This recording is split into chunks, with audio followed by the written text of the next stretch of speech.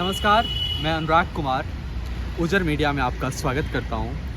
आज एक ऐसे विषय पे हम बात करने वाले हैं जो आपके कैरियर से संबंधित है। एक ऐसा कैरियर जिसको आमतौर पे ऐसे बच्चे चुनते हैं जो शुरू से ही काफ़ी साहसिक होते हैं।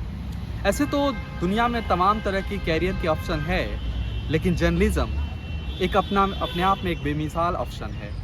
इसके लेकर भारत और तमाम तरह के दुनिया के कई देशों में इसके लेकर पढ़ाइयाँ होती हैं और इवन भारत में देश के तमाम तरह के प्रतिष्ठित कॉलेज हैं। लेकिन आज हम ये समझने की कोशिश करेंगे कि देश के प्रतिष्ठित संस्थान से पढ़कर आए हुए बच्चे के लिए कैरियर ऑप्शंस क्या हो सकते हैं।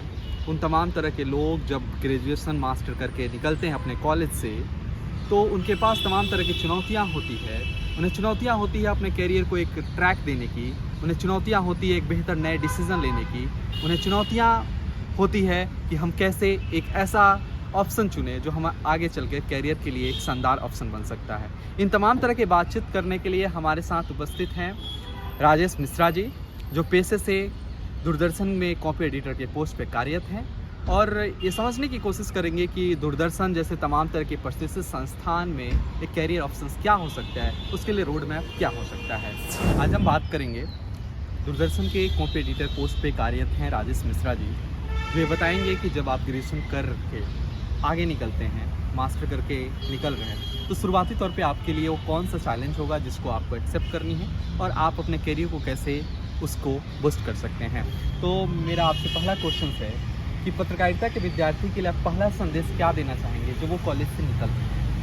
देखिए, जर्नलिज्म करने के बाद जब हम इस फील्ड में जुड़े संस्थानों में जाते हैं तो सबसे पहला काम हमारा होता है कि इंटर्नशिप, कि हम जो काम करने जा रहे हैं उसके बारे में थोड़ा बहुत सीखें और हम तैयारी करें कि वहाँ जो सीनियर हैं हमारे, तो उनसे हम सीखें।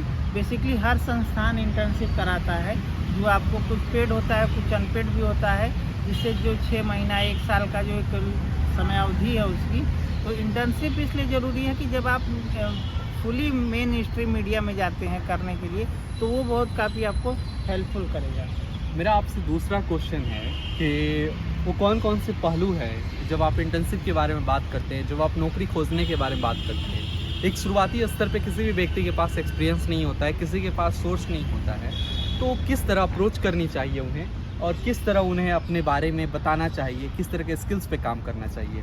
देखिए अनुराग जी, सबसे पहले तो ये होता है कि जब हम बड़े संस्थानों, जनरली होता क्या है कि हम ये सोचते हैं कि हमें कोई ना कोई बड़ा संस्थान ही अप्रोच करे यार हमको रखे, लेकिन हमारी कोशिश ये होनी चाहिए कि अगर हमारे आसपास छोटे संस्थान भी हैं, पोर्टल है, यूट्यूब चैनल है, जो कि आजकल बहुत बड़े अच्छे प्लेटफॉर्म्स आ गए हैं, तो पहले हमें उनके यहाँ जाके एक छोटी सी ही जगह से शुरुआत करनी चाहिए। अगर आपका कैंपस प्लेसमेंट हो जाता है और अगर आप अच्छा संस्थान आपको पकड़ लेता है तो कोई दिक्कत नहीं है, लेकिन अगर कहीं कुछ एक्सपोजर नहीं मिल पा रहा है तो छोटी जगह पे भी आप इसकी शुरुआत कर सकते हैं। मेरा तीसरा क्वेश्चन है आपसे कि जब आप इंडस्ट्री में आ जाते हैं, इंडस्ट्री में तमाम तरह की पद्धतियाँ होती है कि जैसे आपको डेस्क पे कब काम मिलेगा, आपको रिपोर्टर बनेंगे, कब आप एंकर बनेंगे, एक अमूमन एक औसत टाइम लग जाता है, क्योंकि सबको एक पत्रकारिता कर रहे बच्चों को एक मन में जिज्ञासा होती है कि मुझे एंकर बनना है, मुझे रिपोर्टर बनना है।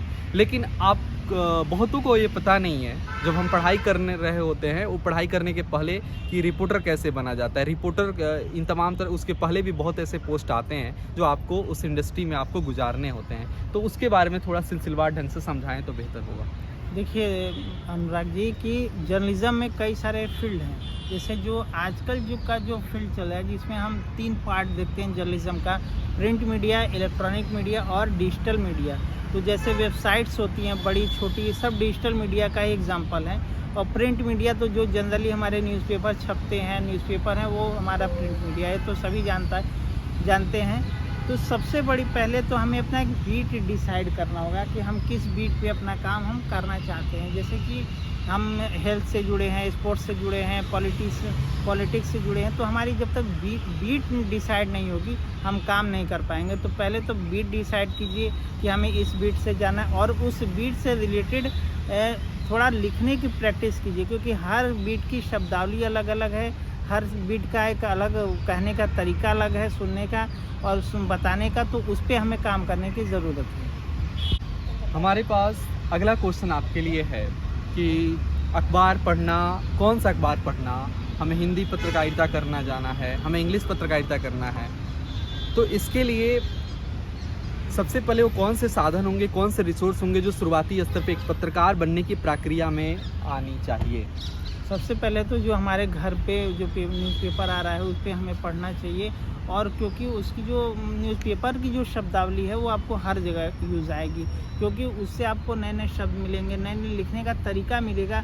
तो हमारी जो मैगज़ीन्स हैं, छोटे छोटे पोर्टल हैं, बड़े बड़े पोर्टल पे आप जाइए, उनके एक ही न्यूज़ को कई प्लेटफॉर्म पे पढ़ने की कोशिश कीजिए, क्योंकि आपको लिखने का तरीका पता चलेगा और बड़े बड़े लोगों की राय क्या है वो सारी चीज़ें पता चलेंगी। तो बेसिक हमारा न्यूज़पेपर ही है, तो न्यूज़पेपर को ज़्यादा से ज़्यादा पढ़ने की ज़रूरत है। ये तमाम तरह की हमारी बातचीत का विराम हम अभी देते हैं फ़िलहाल के लिए, और हमारे साथ आप बने रहिए ऊजर मीडिया के साथ। हम समय समय पे आते रहेंगे आपको इसी तरह की कैरियर गाइडलाइंस को लेके। अगर आपको कुछ डाउट है इससे संबंधित तो आप कमेंट बॉक्स में जाइए और अपने सवाल को दर्ज कीजिए। तब तक के लिए हम लोग विदा लेते हैं। चैनल को सब्सक्राइब कीजिए, लाइक कीजिए और कमेंट कीजिए। नमस्कार।